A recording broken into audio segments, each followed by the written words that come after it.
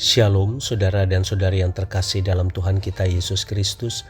Marilah kita luangkan waktu beberapa menit untuk berkencan dengan Tuhan saat ini, agar dari hari ke hari kita semakin dekat dengan Tuhan, sehingga hidup kita semakin diberkati dan menjadi berkat. Kencan dengan Tuhan, Minggu 20 April 2025. Bacaan dari surat Rasul Paulus kepada jemaat di Galatia bab 5 ayat 1. Supaya kita sungguh-sungguh merdeka, Kristus telah memerdekakan kita. Karena itu berdirilah teguh dan jangan mau lagi dikenakan kuk perhambaan. Demikianlah sabda Tuhan, syukur kepada Allah.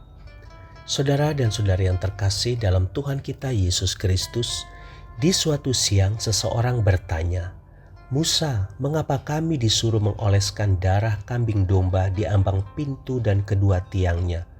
Mengapa kami tidak boleh keluar rumah di malam hari?" Musa menjawab, "Kamu turuti sajalah dan perhatikan kejadian dahsyat malam nanti." Benar, malam itu terdengar tangisan di negeri itu karena semua anak sulung mati kecuali anak sulung Musa dan teman-temannya. Paginya Musa berkata, "Mari kita pergi." "Kemana?" tanya seseorang. "Ke tempat yang dijanjikan Tuhan," jawab Musa. Mereka pun pergi dalam sebuah perjalanan panjang.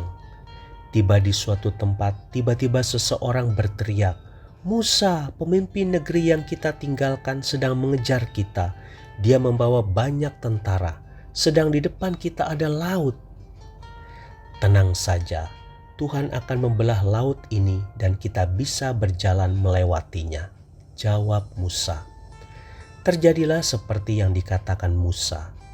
Musa dan teman-temannya berjalan melalui tempat kering, sementara pengejarnya ditenggelamkan oleh air laut yang tiba-tiba saja mengalir kembali menutupi tempat tersebut.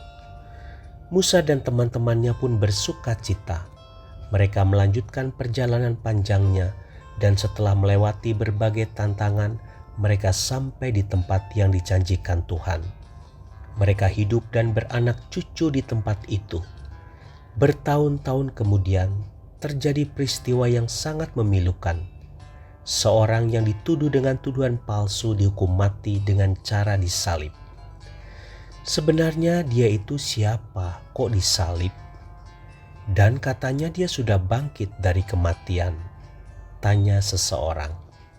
Seseorang berjubah putih menjawab, "Dia orang sesat.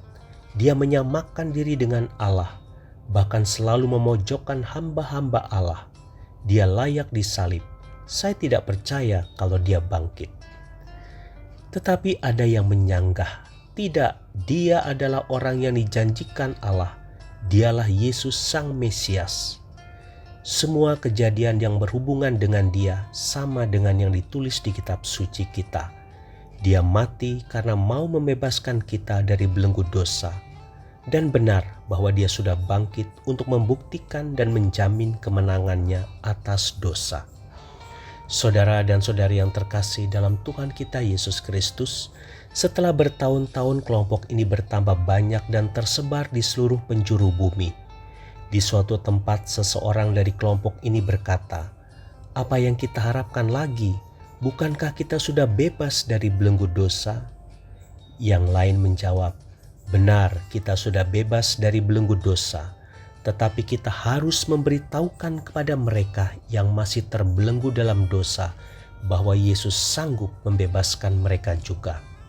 Yesus yang telah mati dan bangkit itu berkuasa menyucikan mereka dari dosa.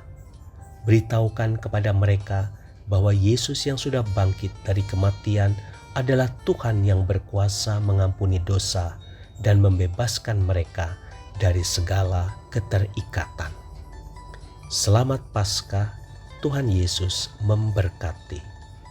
Marilah kita berdoa dalam nama Bapa dan Putra dan Roh Kudus. Amin. Tuhan Yesus, mampukan aku memaknai Paskah dengan benar, sehingga aku bisa terus berharap akan kemenangan dari berbagai belenggu yang mengikatku. Amin. Dalam nama Bapa dan Putra dan Roh Kudus. Amin.